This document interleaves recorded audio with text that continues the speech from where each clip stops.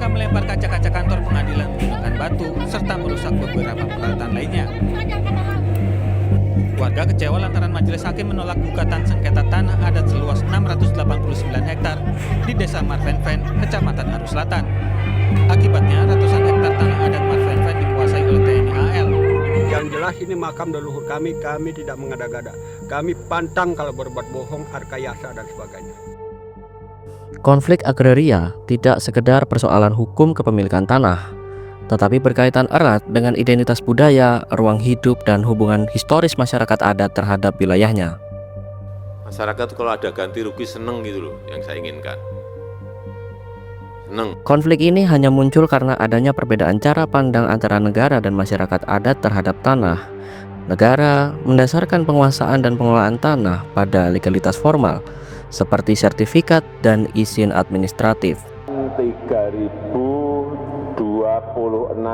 sertifikat, silahkan diangkat semuanya yang menerima sertifikat. Jangan diturunkan. Sebaliknya, masyarakat adat memandang tanah sebagai warisan turun-temurun yang memiliki makna sosial, budaya, bahkan spiritual, meskipun seringkali tidak tercatat secara administratif.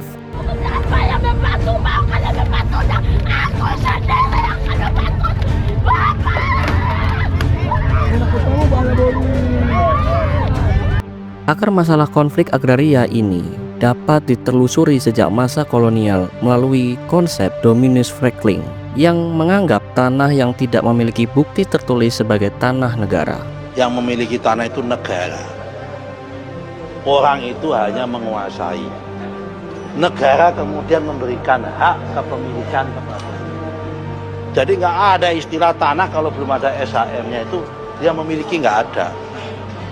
Oh, ini tanahnya mbah-mbah saya, leluhur saya. Saya mau tanya, emang mbahmu, leluhurmu dulu bisa membuat tanah?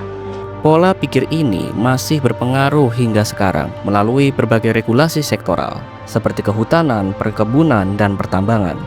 Akibatnya, wilayah adat yang telah dikuasai dan dikelola secara turun-temurun seringkali diperlakukan sebagai tanah negara dan kemudian diberikan izin konsesi kepada perusahaan.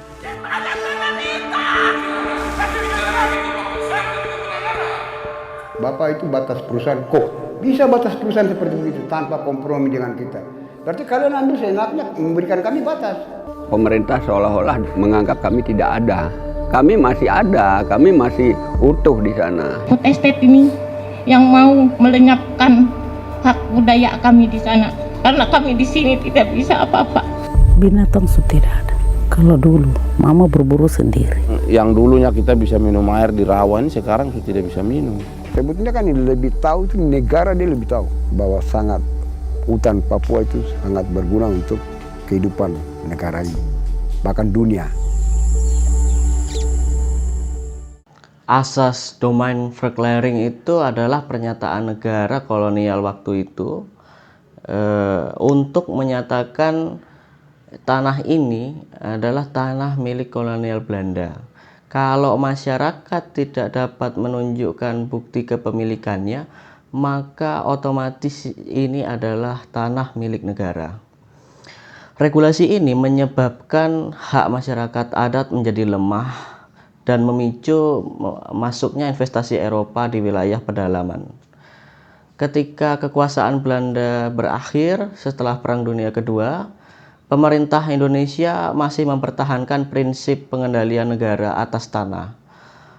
Pada tahun 1960, Indonesia nyaris membatalkan doktrin ini melalui Undang-Undang Pokok Agraria yang mengakui hak adat serta memerintahkan pendistribusian tanah secara adil. Tetapi melalui Undang-Undang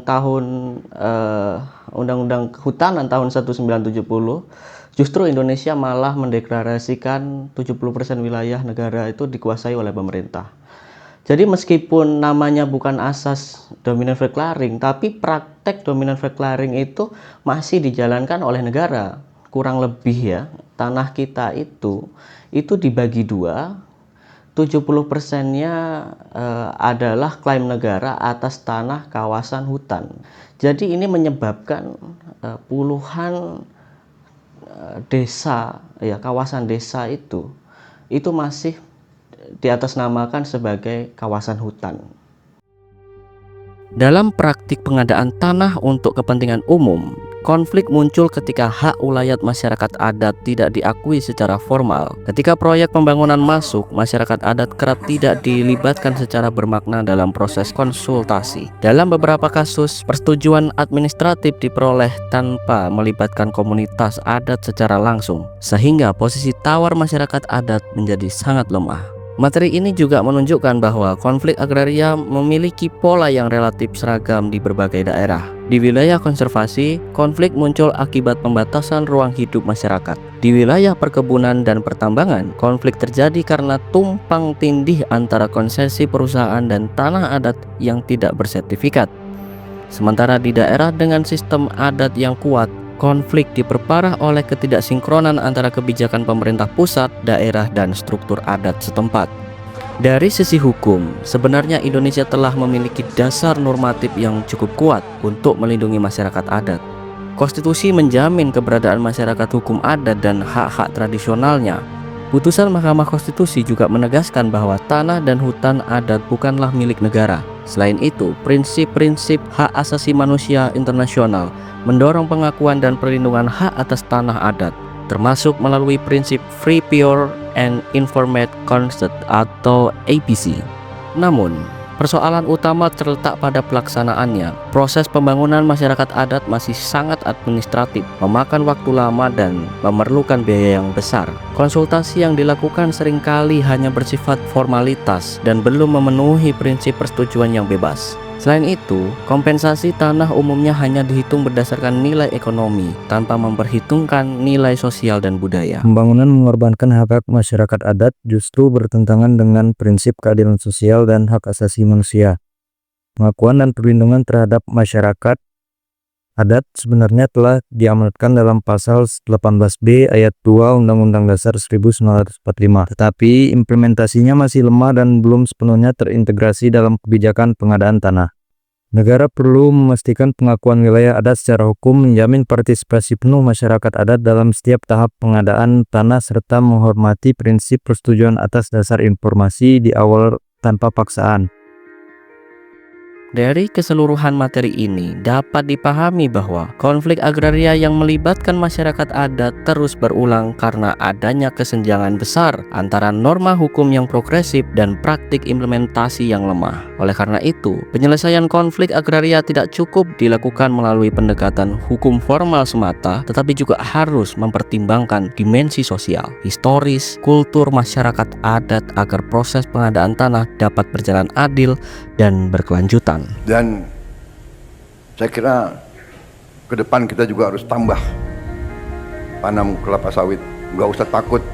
Apa itu katanya apa? Membahayakan apa itu? Deforestation, ya kan? Namanya kelapa sawit, ya pohon. Ya kan? Betul nggak? Kelapa sawit itu pohon, ada daunnya kan.